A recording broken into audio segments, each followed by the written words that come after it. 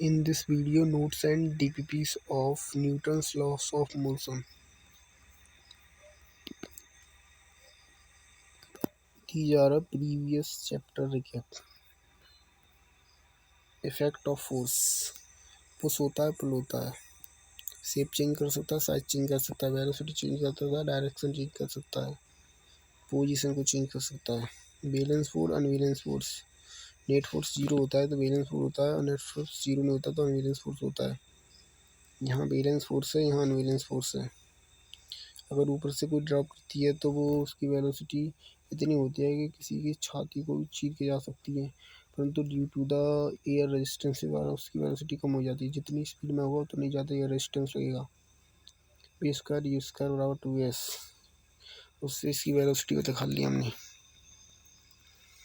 Force due to the air friction की वजह से फोर्स लगता है। जो एयर जो रेजिस्टेंस लगाती है, जो ग्रेविटी होती है, बराबर होती है, तो इससे एसिलेशन कॉन्स्टेंट हो जाती है। Force due to acceleration constant. Electromagnetic force, gravitation force, weak force, strong force. Inertia, inertia किसी भी ऑब्जेक्ट की टेंडेंसी रहती है, वो जिस स्टेट में है उसी स्टेट में रहना चाहता है। इनर्शिया मोशन का होता है, रेस्ट का होता है, डायरेक्शन का होता है। इस वीडियो में अगर हम चलती गाड़ी में बॉल उछालेंगे तो बॉल हाथ में ही आएगी, उछालते जाएंगे, चलते जाएंगे। अगर एकदम ब्रेक लगा दें गाड़ी तो बॉल हमारे आगे आएगी, गिरेगी। न्यूटन्स लॉस ऑफ मोशन क्या बोलते हैं? फर्स्ट लॉ कहता है अगर कोई बॉडी रेस्ट में है तो रेस्ट में रहेगी, मोशन में तो मोशन में रहेगी, जब तक उस पर अनबैलेंस एक्सटर्नल फोर्स नहीं लगाया जाए। Newton's loss of motion example, अगर पैसेंजर किसी गाड़ी में है तो स्टेशनरी है तो एकदम जर्क लगता है, जब गाड़ी रुकती है तो आगे की तरफ और चलती है तो पीछे की तरफ। मोमेंटम क्या होता है? मोमेंटम कुछ नहीं होता, मास और वेलोसिटी का प्रोडक्ट होता है। Momentum mass into velocity. कितना मास है, कितनी वेलोसिटी इस पर लगी है। Conservation momentum, initial momentum, initial velocity और फाइनल वेलोसिटी बराबर होती है। Before collision, after collision. Second law कहता है फोर्स होता है वो डायरेक्टली प्रोपोर्शनल होता है P अपॉन टी के। The rate of change in momentum is directly proportional to applied force के। मोमेंटम के फॉर्मूला से हम फोर्स का फॉर्मूला कर सकते हैं। मोमेंटम होता है मास इंटू वेलोसिटी, उसी से ये मास इंटू एक्सीलरेशन आ गया। अगर किसी बॉडी पर एफ फोर्स अप्लाई किया है, एक्सीलरेशन इतनी है, तो मास लगा दो उसका। कॉन्ट्रैक्ट फोर्स का एग्जांपल है ग्रेविटेशन फोर्स। और कोई ऑब्जेक्ट नॉन एक्सीलरेशन मोशन में है तो उसका मोमेंटम क्या होगा? वो एक्सीलरेट नहीं कर रहा है तो जीरो मोमेंटम होगा। एक्सीलरेशन से आता है मोमेंटम, और इसमें रिजल्टेंट फोर्स कितना होगा? जीरो होगा। अगर बुलेट की इनिशियल वेलोसिटी तो जीरो होगी। बुलेट की और पिस्टल की फाइनल वेलोसिटी लगानी है तो इनिशियल वेलोसिटी बराबर प्लस इनिशियल वेलोसिटी बुलेट की गन की और फाइनल वेलोसिटी बराबर होती है, इसी से लगाएगा। अगर किसी बॉडी पर फोर्स अप्लाइड किया है इतने टाइम के लिए और उसका मोमेंटम इतना चेंज हुआ है तो फाइनल मोमेंटम इनिशियल से लगाएगा ही। एक्सीलरेशन, अगर कोई ट्रेन चल रही है, एकदम ट्रेन एकदम एक्सीलरेट करके कौन पीछे आके गिराए, बिहाइंड गिराए, मतलब पीछे गिराए तो एक्सीलरेट की कौन? बिहाइंड का बोलता है जो एक्सीलरेशन होता है। न्यूटन की ऐसा यूनिट लगानी है। इम्पल्स क्या होता है? फोर्स इनटू कितना फोर्स लगाया, कितने टाइम के लिए, force into time. 1 Newton act of mass body.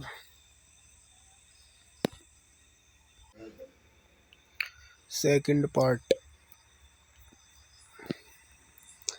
Newton third loss of motion. Every action equal and opposite reaction. अगर जो एक्शन रिएक्शन फोर्स है वो डिफरेंट बॉडी पर लगता है, हमेशा एक बॉडी पर लगता है, तुम आगे लगाओगे तो पीछे जाएगा। रिएक्शन इक्वल ना अपोजिट रिएक्शन। किसी का मास ज़्यादा हुआ तो उसकी एक्सीलरेशन कम होगी। Newton's loss of motion, conservation, impulse, normal tension, spring friction. Normal force होता है जो कॉन्ट्रैक्ट फोर्स होता है और दो बॉडी के बीच लगता है। नॉर्मल खींच रखी है किसी के ऊपर तो normal. Due to gravity, gravity लगती है। फोर्स, मास फोर्स जो ग्रेविटी के द्वारा लगाया है उसे मास इंटू ग्रेविटी, वेट होता है, वही तो वेट कहते हैं, mass into gravity. Tension force weight होता है mass into gravity. Inertia non inertial frame होता जब एसिलेशन हो कांस्टेंट हो, वेलोसिटी कांस्टेंट हो। नॉन इनर्शियल फ्रेम हो जब वेलोसिटी चेंज हो रही हो, एसिलेशन चेंज हो रही हो। ये revolution,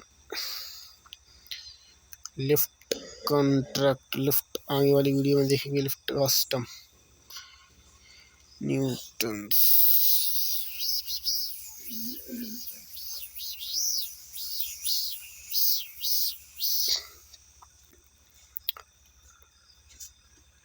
force mass into acceleration, दोनों को जोड़ लेंगे फोर्स को।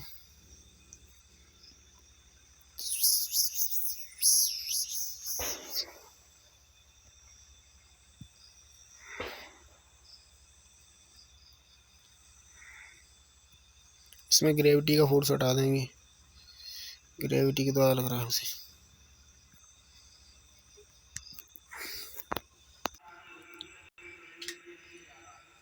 थर्ड पार्ट, ये लिफ्ट कॉन्सेप्ट है। लिफ्ट अगर अंदर बैठा होगा उसको मास इनटू ग्रेविटी दिखेगा खाली, जो अंदर होगा मास इनटू ग्रेविटी दिखेगा, और जो बाहर होगा उसको जो एक फोर्स दिखेगा नॉर्मल जो ऊपर की तरफ लग रहा है, और एक जो नीचे ग्रेविटी लगा रही है। नॉर्मल होगा प्लस में होगा क्योंकि ऊपर होता है, जो ऊपर ही जा रही है। पहले मूवमेंट हो जाए तो ऊपर हो रहा है तो नॉर्मल प्लस में आएगा और ग्रेविटी माइनस में आएगी। तो इसका फॉर्मूला बनाएगा एम जी प्लस, इसमें कुछ ऐड हो रहा है तो हमको इसलिए भारी भारी फील होता है, और इसमें माइनस हो रहा है तो हमें हल्का फील होता है।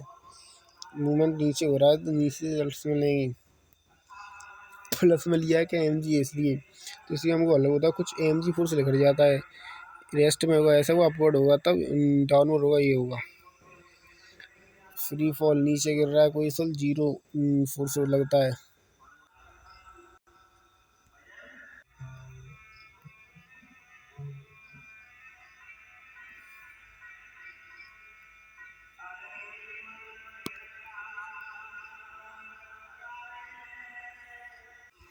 Force due to gravity, normal force, force error, rest, reaction है टेबल पर। फोर्स होता है ग्रेविटी वाला लग रहा है, फोर्स होता है वो रिएक्शन में लग रहा है टेबल पर।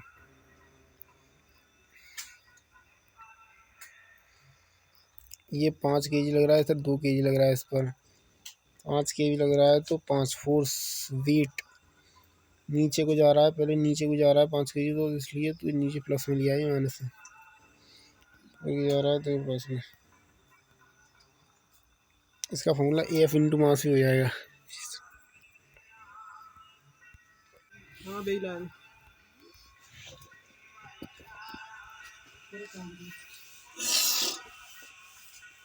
फ्रिक्शन है जो कॉन्ट्रैक्ट फोर्स पीछे फीलता है।